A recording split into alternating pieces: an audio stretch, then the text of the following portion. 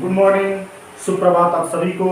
मैं सुरेंद्र कुमार गुप्ता आज के क्लास में यूनिट फर्स्ट के 5 क्रिश्चियन राजनीतिक सिद्धांतों के बाद क्रिश्चियनों का मनुष्य और राज्य के बारे में क्या विचार है उसकी चर्चा करेंगे। क्रिश्चियनों का मनुष्य और राज्य के बारे में क्या विचार है उसकी हम लोग चर्चा करेंगे। आपके सिलेबस में यह चीज़ें स्पष्ट नहीं किया गया है, लेकिन हम इस टॉपिक को पूरा करने के लिए 5 महत्वपूर्ण विचारकों का विचार जो मनुष्य और राज्य के संदर्भ में है उसको वर्णन करने के बाद हम लोग इस टॉपिक को कंप्लीट मानेंगे। मनुष्य और राज्य के बारे में जो बात हाब्स, लॉक, रूसो, मैकियावेली और अरस्तू ने जो कहा है वही जो है क्रिश्चियनों का मनुष्य और राज्य के संदर्भ में विचार है। तो हम लोग एक एक करके देखें। यह जो टॉपिक है, एक चीज और बता देना चाहते हैं, यह जो टॉपिक है आपको 5 नंबर के क्वेश्चन लिखने के लिए ही महत्वपूर्ण है। 1 नंबर के क्वेश्चन इन विचारकों के स्टेटमेंट, इन विचारकों का कहीं कहीं जो विचार है वह पूछ सकता है। हम लोग पहले ही चर्चा कर चुके हैं कि पूरी सिलेबस 1 नंबर की दृष्टि से पूरी सिलेबस को पढ़ना है और 5 नंबर के क्वेश्चन को जो लिखने के लिए उस सिलेक्टिव टॉपिक को हम लोग को चेंज करना है। तो हमारा जो पहला यूनिट है वो पूर्णतः जो है 5 नंबर के क्वेश्चन की दृष्टि से ही महत्वपूर्ण है। 1 नंबर के लिए तो है ही है, लेकिन पूर्णतः ये 5 नंबर के क्वेश्चन के आंसर लिखने की दृष्टि से भी महत्वपूर्ण है। तो हम लोग देखते हैं कि मनुष्य और राज्य के संदर्भ में जो क्रिश्चियनों का विचार है उसमें सबसे पहले हाब्स ने क्या बताया। हाब्स एक ऐसा राजनीतिक विचारक है जो मनुष्य के संदर्भ में बताता है कि मनुष्य क्या है, एक स्वार्थी प्राणी, झगड़ालू, ईर्ष्यालु। मनुष्य के स्वभाव के संदर्भ में नकारात्मक अवधारणा जो है हाब्स ने दिया, ठीक है। और मनुष्य के संदर्भ में यह जो अपनी नकारात्मक अवधारणा है, इसी से इसने राज्य के संदर्भ में भी अपनी अवधारणा दी। हाब्स राज्य के निर्माण में सामाजिक समझौते सिद्धांत का समर्थन करता है या सिद्धांत का प्रतिपादन करता है, जिसमें यह बताता है कि राज्य को मनुष्यों ने आपस में समझौता करके बनाया, इसलिए राज्य क्या है, मानव द्वारा निर्मित। जहां हाब्स के विचारों में वैचारिक मतभेद हमको दिखाई देखने को मिलता है। जैसे मनुष्य ने राज्य को बनाया, लेकिन यह राज्य मनुष्य पे निरंकुश शक्ति का प्रयोग करता है। कहा तो यह जाता है जो जिसका निर्माता है वह उससे बड़ा होता है, लेकिन हाब्स ने यहाँ अपने विचार बिल्कुल उल्टा दिया। मनुष्य और राज्य के संदर्भ में हाब्स के विचार को देखा जाए तो हाब्स ने मनुष्य को राज्य की तुलना में छोटा माना और राज्य को इसने बड़ा माना। इसीलिए राज्य मानव निर्मित होने के बावजूद भी राज्य मनुष्य पर निरंकुश शक्ति का प्रयोग करता है। राज्य को हाब्स ने राज्य को निरंकुश शक्ति देने क्यों दिया, इस पर भी थोड़ी सी हम लोग चर्चा करते हैं। हाब्स का ये मानना था कि जो मनुष्य है, जो मनुष्य का व्यवहार है, वह पारस्परिक जो जिस व्यवहार से उनके पारस्परिक संबंध है वह काफी अवातावरण और अराजकता की स्थिति को उत्पन्न करता है। ऐसी स्थिति से निपटने के लिए राज्य के पास निरंकुश शक्ति होनी चाहिए, राज्य को ज्यादा से ज्यादा शक्तिशाली होनी चाहिए।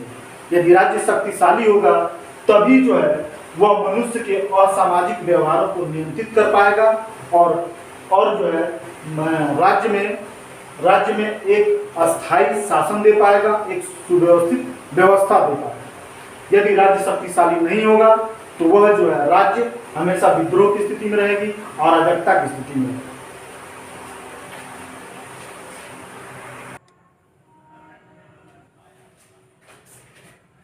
मनुष्य और राज्य के संदर्भ में अगले विचारक जिसने अपना विचार दिया वह है लॉक। लॉक ने हाब्स के विपरीत मनुष्य के बारे में अपना विचार दिया।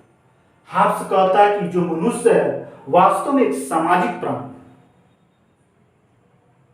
सहनशील प्राणी है, स्वभावतः वह एक दूसरे के साथ मिलकर रहने वाला प्राणी है। मनुष्य के बारे में यह धारणा, यह सकारात्मक अवधारणा देकर राज्य के संदर्भ में भी उसी तरीके का अवधारणा लॉक देता है। लॉक क्या कहता है लाक भी राज्य के निर्माण में सामाजिक समझौते का सिद्धांत का प्रतिपादन करता है। जिस सामाजिक समझौते का सिद्धांत का प्रतिपादन हाब्स करता है उसी सामाजिक समझौते के सिद्धांत का प्रतिपादन लाक भी करता है। लेकिन लाक राज्य के संदर्भ में हाब्स के विपरीत विचार देता है। लाक मनुष्य के संदर्भ में हाब्स के विपरीत विचार देता है। राज्य के संदर्भ में लाक का क्या विचार है? तो लाक ने बताया कि राज्य मानव निर्मित संस्था है, राज्य को मनुष्य ने बनाया है, इसलिए राज्य जो है निरंकुश शक्ति का प्रयोग किस पे नहीं कर सकता, वह जनता पे निरंकुश शक्ति का प्रयोग नहीं कर सकता। उसकी शक्ति क्या होगी? सीमित हो, वह उत्तरदायी हो। जनता को यदि राज्य अतिताई शासन देगा तो जनता को यह अधिकार है कि वह अतिताई शासन को बाहर कर दे और दूसरे शासन की स्थापना कर दे। इस तरीके से लाक ने यह समर्थन किया। यहाँ जो हाब्स में एक बात बताना मैं भूल गया था कि हाब्स जहाँ राज्य की निरंकुश शक्ति का समर्थन करता है, वहीं एक बात वह मानता है कि व्यक्ति की जब आत्मरक्षा संकट में हो, उसका प्राण भय की अवस्था में हो या उसकी वह अपने प्राण की रक्षा करना चाहता हो, वैसी अवस्था में राज्य को विद्रोह कर सकता है। यदि राज्य व्यक्ति की प्राणों की और उसकी रक्षा नहीं कर पाता है तो वह जो है मनुष्य क्या करेगा? राज्य का विरोध कर सकता है। हाब्स में मनुष्य केवल एक ही जगह पे राज्य का विद्रोह कर सकता है, वह है आत्मरक्षा के आधार पे। बाकी किसी भी आधार पे मनुष्य राज्य का विद्रोह नहीं कर सकता है। लाक में मनुष्य राज्य के विरुद्ध विद्रोह कर सकता है, वह तमाम तरह की विसंगतियों को देखेगा, तभी भी मनुष्य जो है क्या करेगा? राज्य का विद्रोह कर सकता है।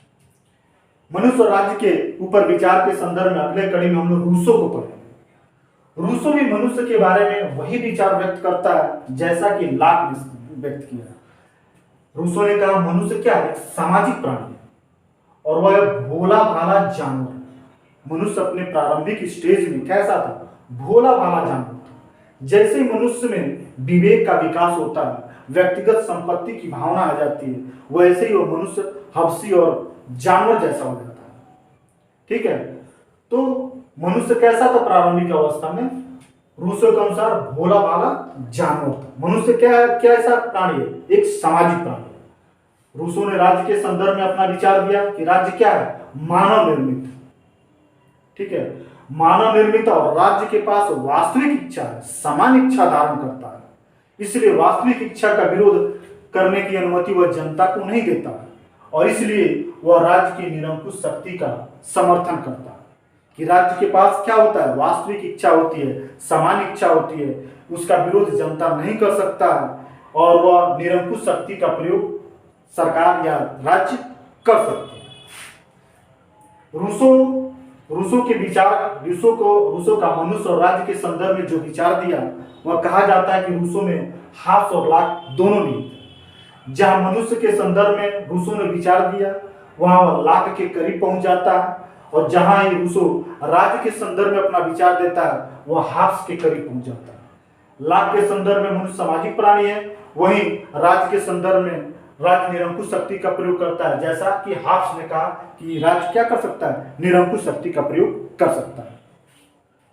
अब अगले विचारक को हम लोग पढ़ेंगे, जिसमें कौन है? मैकियावेली। मैकियावेली ने मनुष्य के संदर्भ में वही विचार व्यक्त किया जैसा विचार हाब्स ने व्यक्त किया था। मैकियावेली का मनुष्य कैसा है? तो मैकियावेली का मनुष्य भी स्वार्थी है, लालची और भयभीत प्राणी है। ठीक है, कैसा प्राणी है? तो लालची है, स्वार्थी और भयभीत प्राणी। तो इसके अनुसार राज्य कैसा होना चाहिए?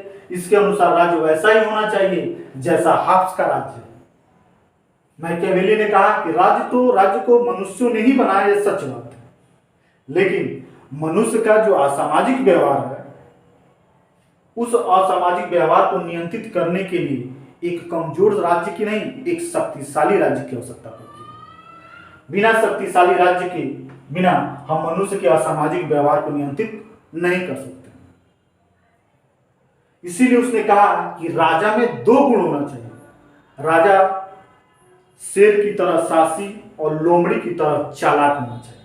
ताकि वो अपने साम्राज्य का विस्तार कर सके और अपनी शक्ति का प्रयोग भी जनता के ऊपर कर सके। जनता को उसने बताया कि जनता दो व्यवहारों से संचालित होता है। जनता का जो व्यवहार है वह दो गुणों के आधार पर संचालित होता है।